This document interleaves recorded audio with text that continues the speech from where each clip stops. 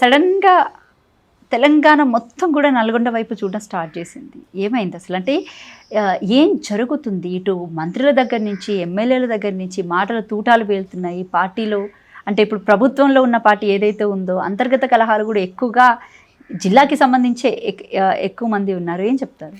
అంటే ఫస్ట్ నుంచి కూడా నల్లగొండ అనేది ఒక రాజకీయ చైతన్యం ఉన్న జిల్లా. దాంతోపాటు ఫస్ట్ నుంచి కూడా పెద్ద పెద్ద లీడర్లు ఎమర్జ్ అయ్యారు. ఈరోజు కాంగ్రెస్లో మొత్తం లీడర్షిప్ అంటే ఫ్యామిలీల లీడర్షిప్, మొత్తం ఫ్యామిలీస్ బేసిక్గా ఫస్ట్ నుంచి కూడా. ఇప్పుడు కూడా మీరు చూస్తే కోమటిరెడ్డి రాజగోపాల్ రెడ్డి గారి ఫ్యామిలీ అయితేంది, సుఖేందర్ రెడ్డి గారి ఫ్యామిలీ అయితేంది, నీకు జానారెడ్డి గారి ఫ్యామిలీ అయితేంది, ఉత్తమ్ కుమార్ రెడ్డి గారి ఫ్యామిలీ అయితేంది, అంటే ఫ్యామిలీ ఓన్డ్ బిజినెస్. ఇక అందుకని బిజినెస్లో ఉండరు కాబట్టి ఒకరికొకరు గొడవలు అవుతూ ఉంటాయి. అంటే నాది ఎక్కువ, నీది ఎక్కువ. అది ఎంతసేపు కాంగ్రెస్ ఉంటే ఏంది లాభాలు, డబ్బులు సంపాదన తప్ప వాళ్ళకి వేరేది ఉండదు. అందుకని ఖచ్చితంగా గొడవలు అవుతాయి.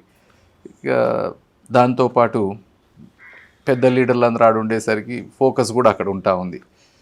ఇక మిగతా విషయానికి వస్తే అంటే అవి ఎప్పుడు ఫస్ట్ నుంచి కూడా ఈవెన్ ఇందిరాగాంధీ గారి మీద ఆపోజిట్గా పోటీ చేసిన నారాయణ రెడ్డి గారు చేసినప్పటి నుంచి కూడా ఒక చైతన్యవంతమైన జిల్లా. అందుకని ఏది జరిగినా రేపు ఎవరు అధికారంలోకి రావాలన్నా నల్లగొండ నుంచి స్టార్ట్ కావాలి. అందుకని నల్గొండలో సాధారణంగా అయితేనే ఉంటుంది అని రైట్. ఇంకంటే మంత్రి నల్గొండ జిల్లా విషయం కాబట్టి పర్టికులర్గా తీసుకున్న ఇప్పుడు ప్రజెంట్ ఇరిగేషన్ మినిస్టర్ ఎవరైతే ఉన్నారో పనకచెర్ల ప్రాజెక్ట్ మీద ఆయన చేసేటువంటి కామెంట్స్ కానీ, లేకపోతే పనకచెర్ల ప్రాజెక్ట్ని కాంగ్రెస్ పార్టీ కూడా ఏ విధంగా చూసుకుంది అంటే ఫస్ట్ ఆఫ్ ఆల్ మనం చూసుకుంటే మీడియా ముఖంగా ఒక మాట చెప్పడం, అలాగే ప్రజల దగ్గర ఇంకొక మాట చెప్పడం, పార్టీ నేతల దగ్గర ఒక మాట చెప్పడం, బట్ అది ఢిల్లీకి వెళ్ళిన తర్వాత ఆ మాట మారడం, ఇవన్నీ చూస్తుంటే మీకు ఏమనిపిస్తుంది? అంటే కాంగ్రెస్ ఫస్ట్ ఆఫ్ ఆల్ వాళ్ళకి అసలు సబ్జెక్ట్ మీద అవగాహన లేవు, రాష్ట్రం మీద ప్రేమ అంతకంటే లేదు, రాష్ట్రానికి ఇది చెయ్యాలనే విజన్ లేదు. వాళ్ళు ఎంతసేపటికి అసలు అధికారంలో కూడా లక్కులో వచ్చిండ్రు, అధికారంలోకి వస్తామనుకొని రాలే.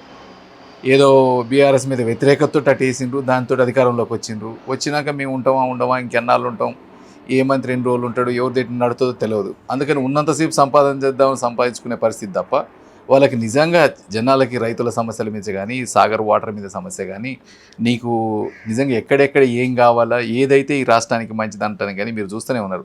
హైదరాబాద్ రియల్ ఎస్టేట్ అంత పడిపోయింది, జీడిపి అంత పడిపోతూ ఉంది, అంటే నీకు అన్ఎంప్లాయ్మెంట్ పెరుగుతూ ఉంది. అన్నిటికీ వచ్చిన 2 సంవత్సరాలనే సంవత్సరంన్నర 2 సంవత్సరాలని అప్పుల భారం పెరిగింది. చెప్పినవి అన్నీ కూడా ఎన్నో రకాలు చెప్పిండ్రు, ఒక్క పని చేసే పరిస్థితుల్లో లేరు. అందుకని జనాలు చూస్తూనే ఉన్నారు. ఇక ఉన్న దాంట్లో ఏదో సంపాదించుకొని పోదాం అనుకోవడం తప్ప వాళ్ళకి అసలు ఒక్క సబ్జెక్ట్ మీద అవగాహన లేదు.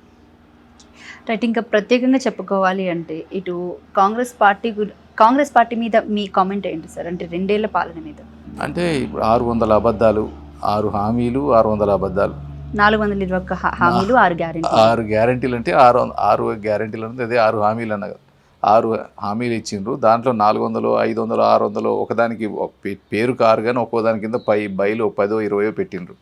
దాంట్లో ఏదో ఒకటి లేడీస్కి బస్ సౌకర్యం అని 1-2 ఇచ్చిండ్రు, వాళ్ళని కొట్టుకోమంటుండ్రు. ఇంకా మిగతా అన్నీ కూడా రోజు వాయిదాలు వేసుకునే పద్ధతే.